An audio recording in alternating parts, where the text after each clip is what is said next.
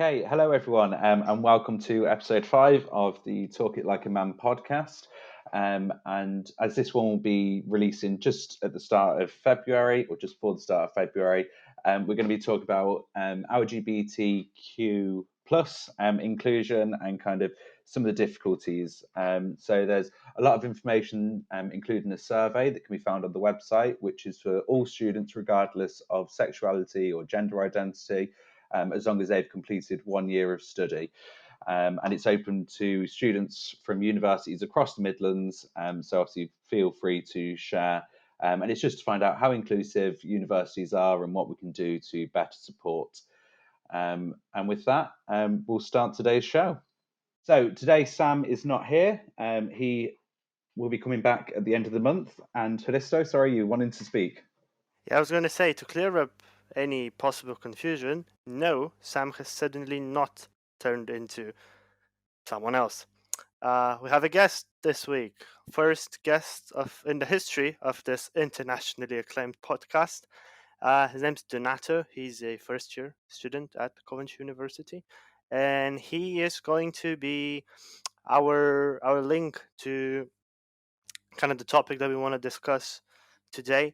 We're gonna now give you like this center stage to kind of briefly introduce yourself, like talk to the people about why you decided to be on, how did you end up in the place that you're at right now, and just give people like a general overview of who is you.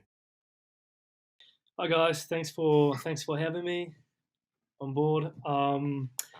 My name is Donato. As you said, I'm 27 years old. I'm doing my first year in psychology at Coventry University. I come from the southern part of Italy, and I've been in the UK since October. The reason why I'm online today is because I think I do have something to say about mental health for men in regard to men, toxic masculinity, which is something that touched me personally a few years ago, and yeah. See, that's the stuff. You're exactly the person we need to have on in this discussion, because you basically cover all of the points that we want to touch on. Please give us some insight on that beautiful Australian accent. I left Italy when I was 18 years old. I first moved to the US in Florida, where I worked for Walt Disney. A dream. I know. And then I moved to New Zealand. I lived in Auckland for about 7 months, and then the plan was to keep traveling. So I moved to Australia in Sydney, and I basically ended up staying for 6 years. Okay, Australia must have treated you nice then.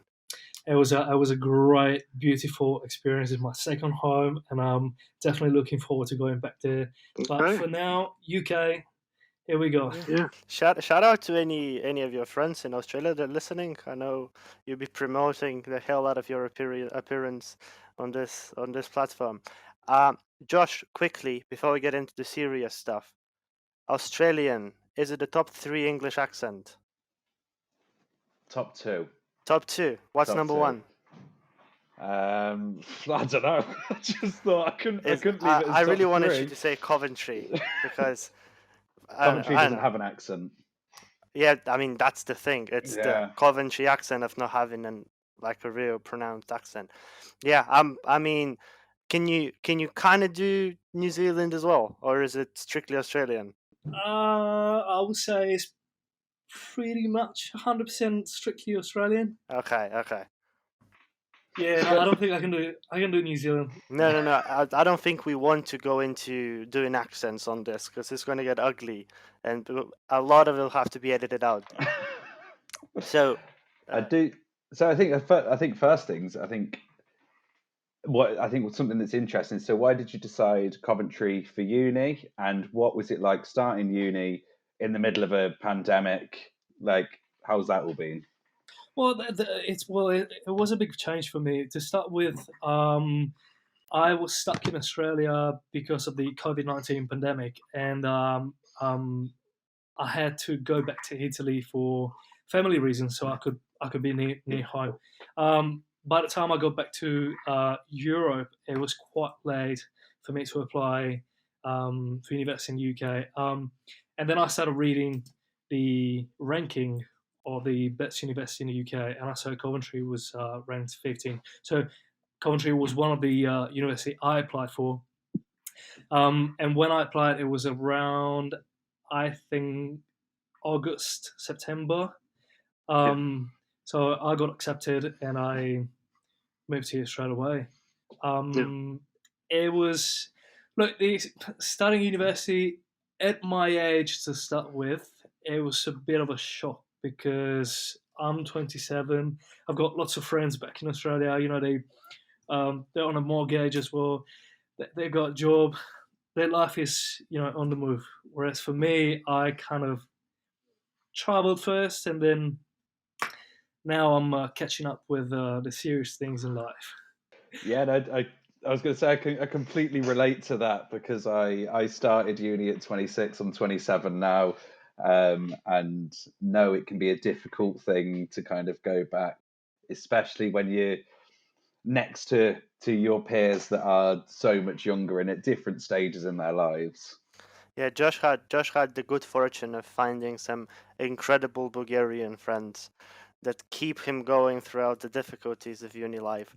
That being said, why did you decide to go into like the field that you went into specifically? Psychology. Well, to start with, it's always been a passion of mine since I was a kid. Always read about body language, the psyche, and also, and this is something that relates to today's session. Um, Basically, I tried therapy myself for the first time, and that's when I understood. Okay, well, I think this is something that really has got something to do with me, and this is something that I think it's a vocation for me to want to help people who's gone through the same thing that I went through as a teenager. We're all in kind of like a similar boat because me and Josh both psychology students as well, second year still. So definitely all of the things that you mentioned about why you actually went into it, like we completely understand, and like I think basically we've had the same thoughts at some point or another. Yeah.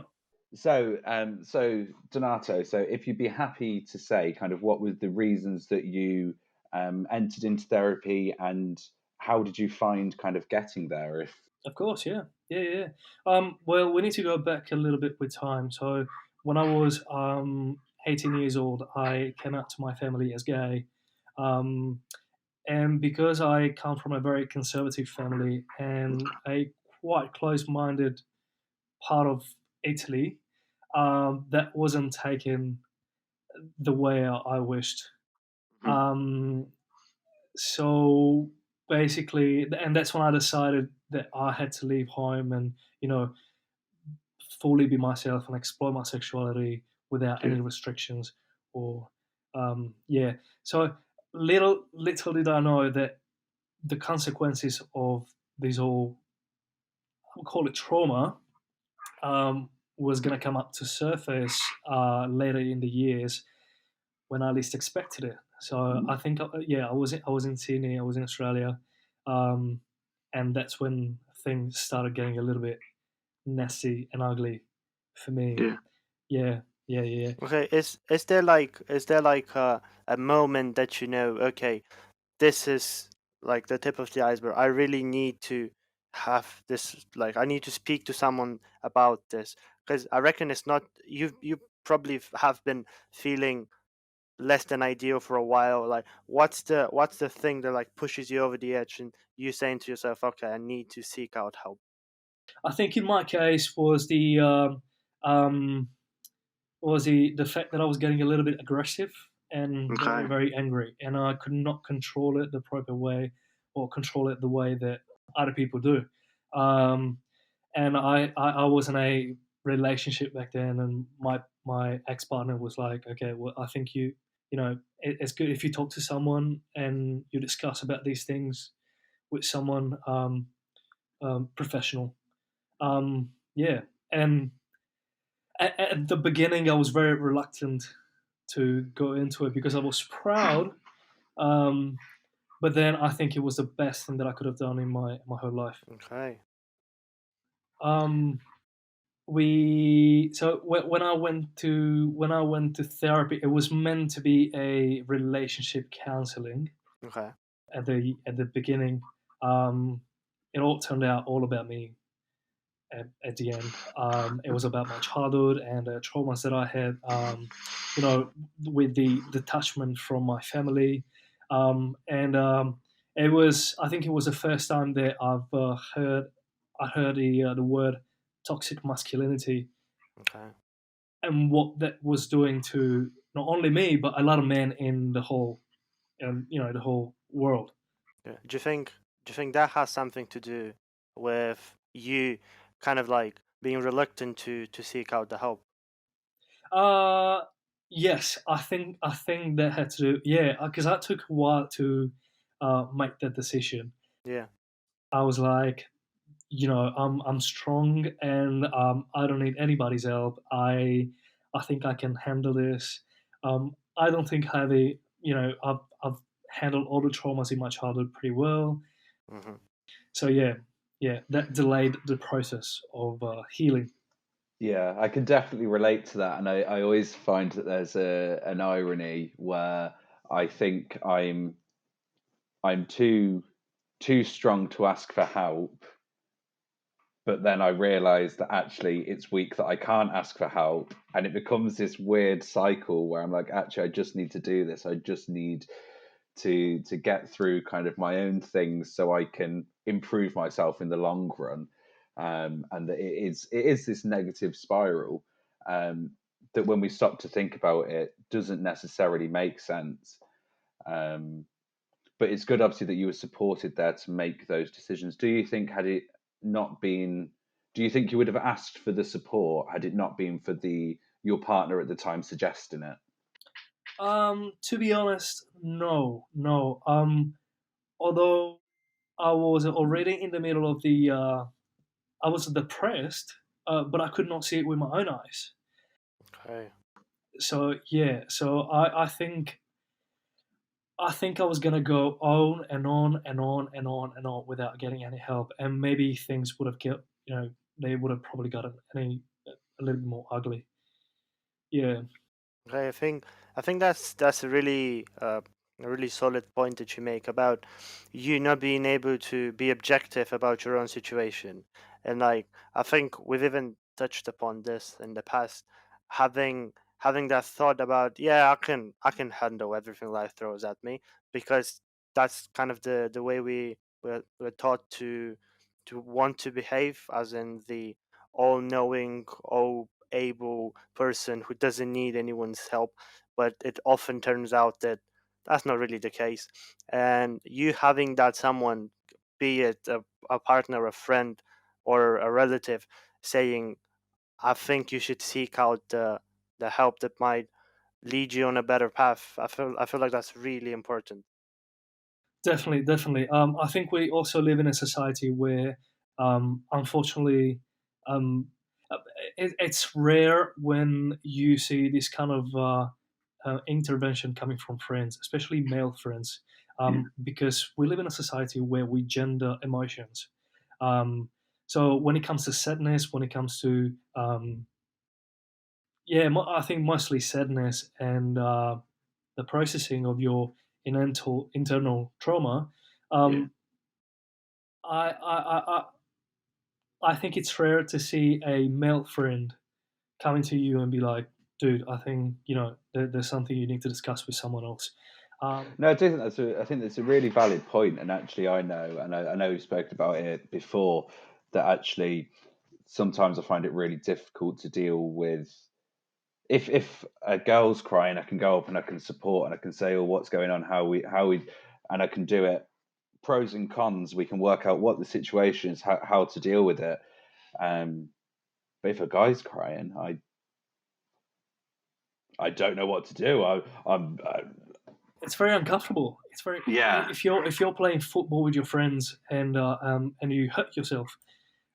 People are like, your friends are like, come on, get strong, keep going, keep going, keep going, keep going. This happens in real life as well. Yeah. Which is, I mean, in my case, when this whole thing with my family happened when I was 17, 18 years old, for me it was survival. I went into survival mode. So for me to be strong and not allow myself to cry was a survival instinct to overcome any kind of feeling coming to my head. And the other thing was to leave, escape, and go somewhere else.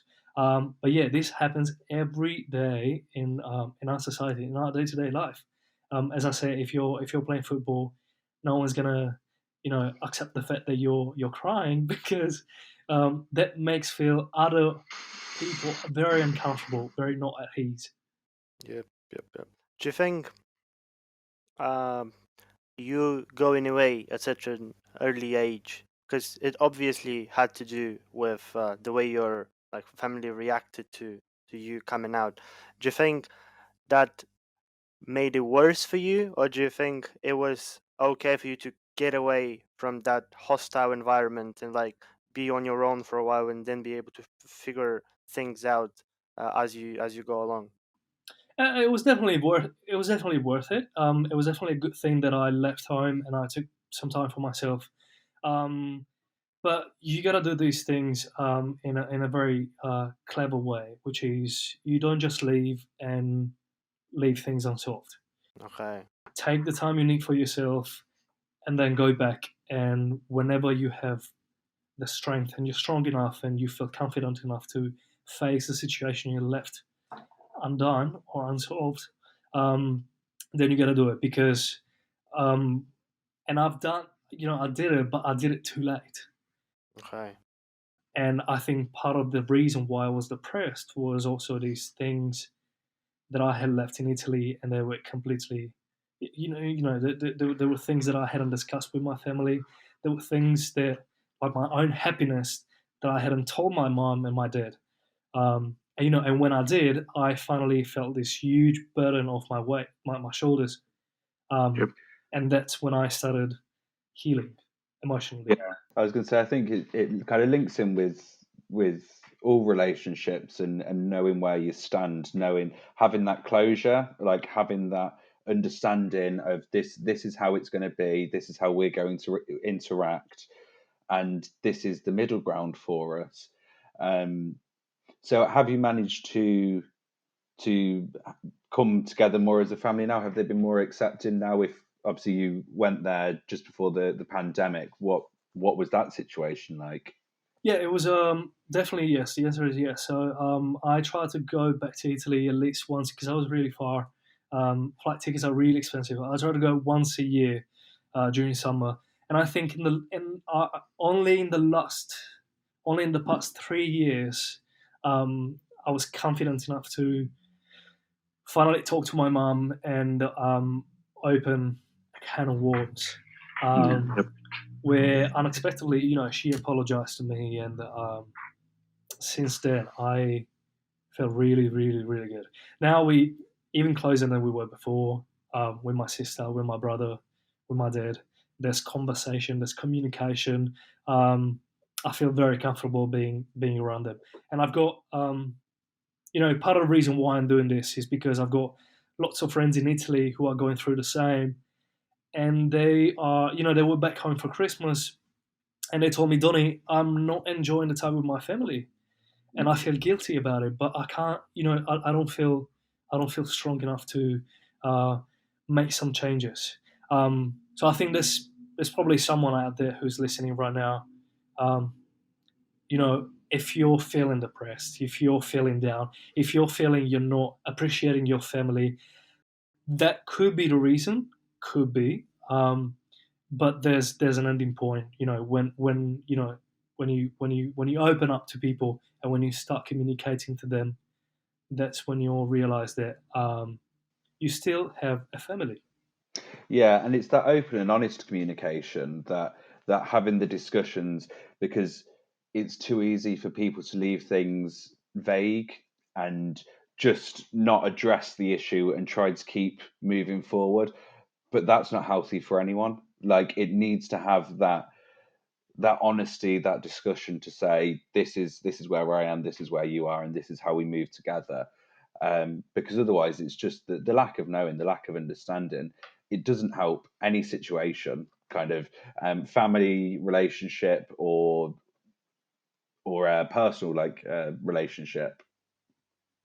So is it safe to say that you growing as a person in combination with you seeking out help from a professional, as in going to therapy and speaking about your issues and like tackling them aggressively, is that the biggest thing that enabled you to actually go and amend those relationships with your family back home?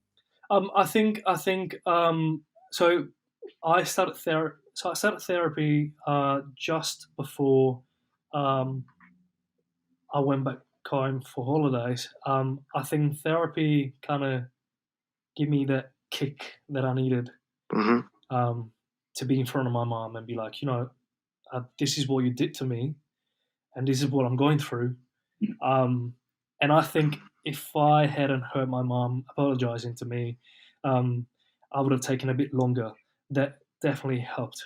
That definitely. Okay. So it wasn't just growth on your part. It was kind of growth on her part as well. Being able to really see how she did you wrong, basically. Yeah, definitely. I mean, Italian boys are all mama men. I mean, I'm a mama boy. So, she's no matter what happens, she's a very important part in my life. So, um, I think I needed it, and I think that was necessary for my internal growth and my internal emotional healing. Yeah, definitely.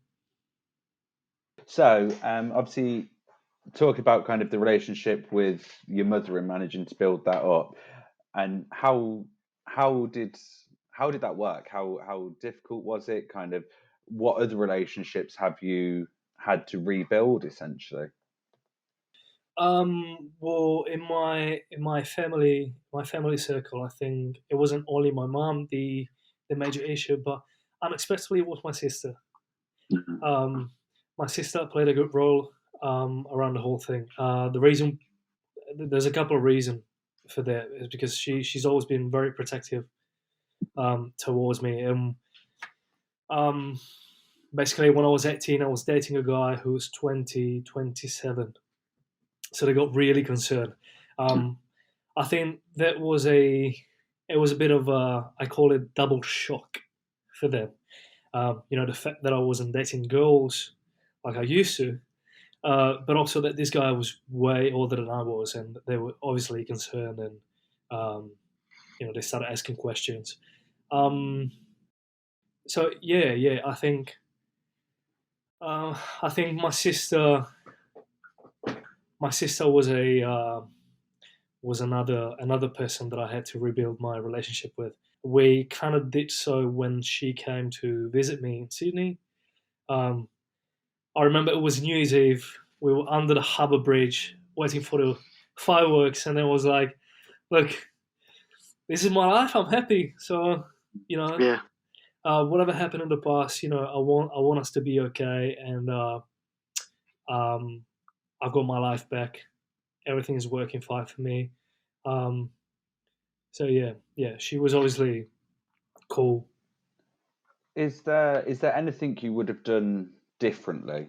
I know a lot of it wasn't it was kind of their perceptions of different things and maybe their concerns for your safety or your well-being. Is there any way that kind of it could have been handled differently by yourself or by them that would have made it easier? I before talking to my therapist in Sydney, I hadn't given much importance to communication and how good that feels when you share things. Um, I think if I had a chance to go back with time, I think I would have dealt with lots of things in my early 20s. I think I would have probably told myself, "You're not invincible. You're just a man. You deserve to be heard. So don't just try to be you. You're not Superman. You're not gonna make it." And eventually, that happened. I crumbled at the age of 25. So yeah, yeah. I think if you ask that question to a couple hundred people, most of them would say that communicating better with the people around them is the key thing that they would do differently. I know I would say the same because I've gone through things that I made way more difficult than they should have been just because no, I'm not going to talk to anyone about this. This is my issue. I'm going to deal with this. And sometimes it works, other times it is self destructive and leads you on a downward spiral to misery. I'll let you decide which one I picked and from the two options, but definitely, I think that's like the main takeaway message from this entire conversation, that it's not only okay to speak to people about what's bothering you, it's mostly necessary if you don't want to go through that, as you call it, crumbling when you're like 25 years old. And I think as well to speak to people because you need to. I know I have avoided speaking to certain people because I think that it's better for them that I don't, because I know that things didn't end well, and so I will be the bigger person and deal with it myself and not contact. And then when you have a conversation, however many years later, you realize that person's been doing the exact same and not contacting you. So there's two people that have wanted to speak and discuss issues that happened and were very valid, but both of them are being sacrificial and deciding that for the greater good, they're not going to do it. But it doesn't help anyone in the long run. Everyone's just feeling worse. So it's definitely that communication and that open, honest discussion. Mm. I also feel that having to have important conversations with friends is not the same as getting an external third point of view, because they're very neutral and they can give you the exact rational thinking of what's happening. Okay. Do you mind walking us through like the biggest difference between talking to someone who's around you, who's your friend, and like an objective third party that actually wants like the best for you in this case? Yeah, well, in my case, I think most of the problems stemmed from the relationship, the toxic relationships that I was having, and that was the particular trigger. So every time I would go talk to my friends, none of my friends said, "Donny, yes, he's the trigger, but you've got things going on for yourself." Um, every time I went to my friends, they were because the friends are like that. They're all biased. They're like, he's wrong. You're right. You're right. You're right. You should act this way. You should act this way. You should act this way, without actually tackling what is at the bottom of the problem. Whereas when I went to the therapist, she was very clear on what was going on, and I think obviously that's what um, made the process of I call emotional healing go faster and faster. And yeah, I feel like you hit it right on the head with just saying the word biased, because yes, friends usually want the best for us, but they're not really the best people to give us like advice, because while they do want the best for us, I'm not sure they always know what's the way to that thing that is best for us. So you mentioned them saying, "Oh, of course you're not the reason why you're feeling bad, it's someone else, just do X, Y, and Z and you'll be fine." And then X, Y, or Z doesn't work and you end up feeling just as bad as you felt in the beginning. Yeah, and I think it's good, and I think it's definitely kind of a wider conversation that we'll have to move to, and kind of talking about some of the kind of asking for help with therapy and some of the support mechanisms that they used and why obviously it's such a beneficial thing. But I think for today, that's all we've got time for. But I hope that you will come back to record with us for another few times, just so we can finish this conversation and really delve into kind of the issues and the support that you gained. Yeah. It will be a pleasure. Thanks very much for having me. Yeah. No worries. Thank you for joining us. So, this has been the 5th episode of Talk Like a Man. Me, Hristo, my colleague Josh, our lovely guest Donny. Is it cool if I call you Donny now? Donny is perfect. Our cool guest Donny. Wish you a pleasant time, and we'll see you next week. For sure. Thank you.